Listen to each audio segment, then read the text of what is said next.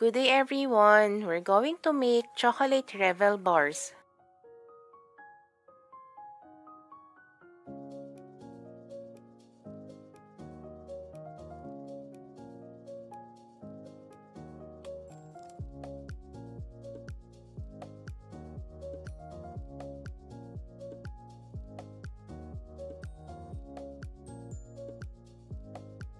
Combine flour,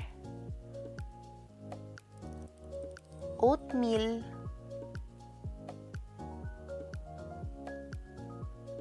salt, and baking soda.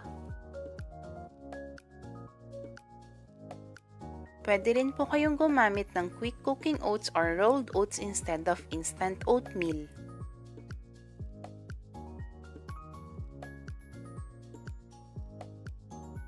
In another bowl, i-cream yung butter and light brown sugar until light and fluffy.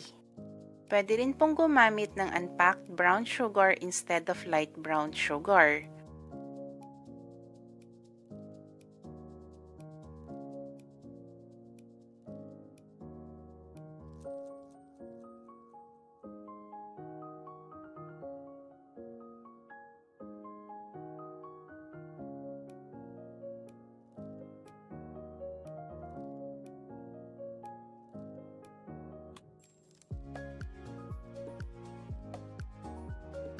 I-add yung eggs one at a time.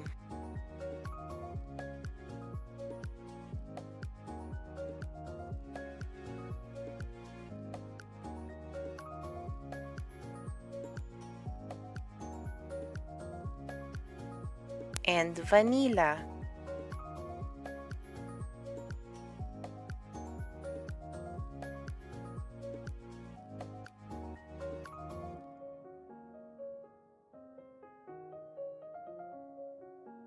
Then add the dry ingredients or the oatmeal flour mixture.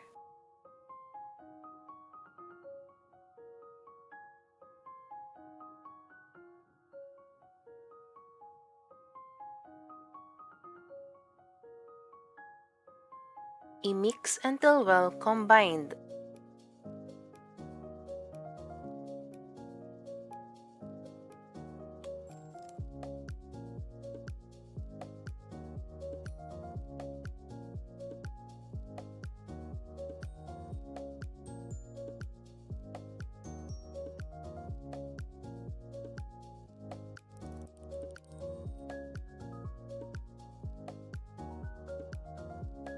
I-transfer and press yung 2/3 ng mixture sa lined and greased baking pan.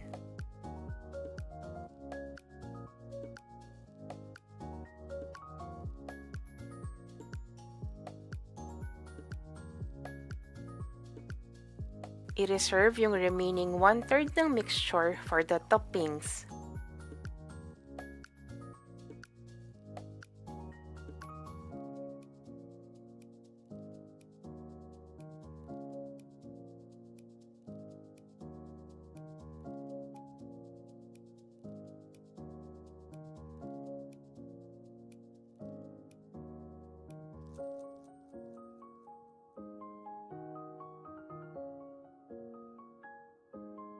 Gumagamit ako ng plastic labo and cake smoother para ma-press ko siya firmly, pero this one is optional naman po.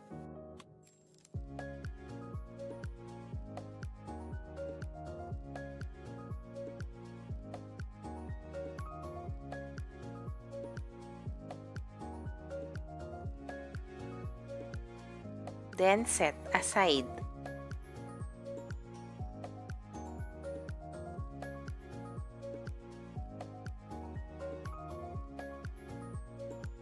Combine ng chocolate and condensed milk.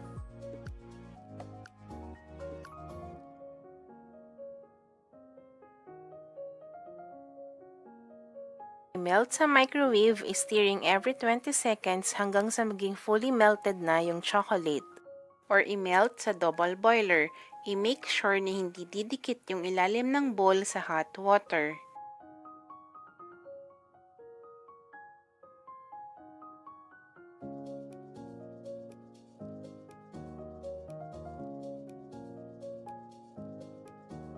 Then add butter and vanilla. You can also add na yung half cup ng walnut kung gagamit po kayo.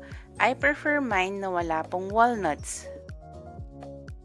Pwede rin po kayong gumamit ng white chocolate para sa white chocolate Revel bars.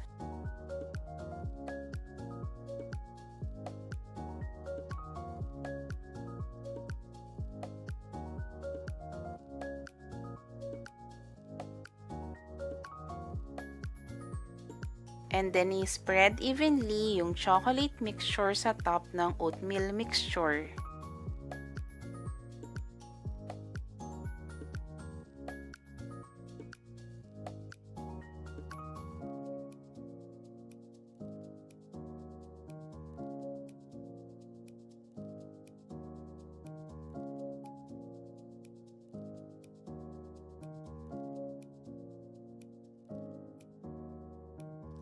And then i-dot yung remaining na oatmeal mixture.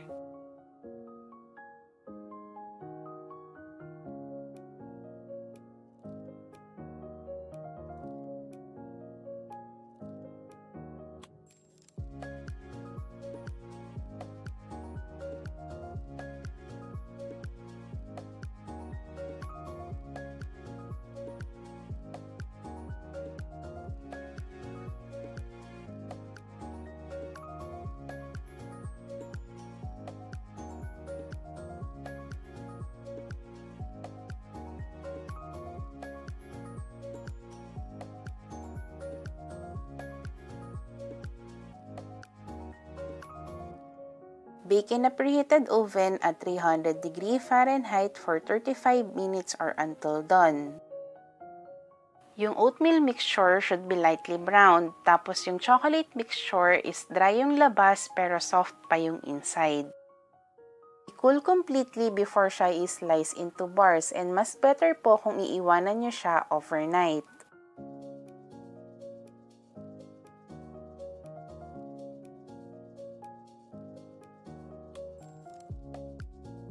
Kung gusto nyo na nakaset yung chocolate part before i-slice, i-chill muna ito for few hours or at least overnight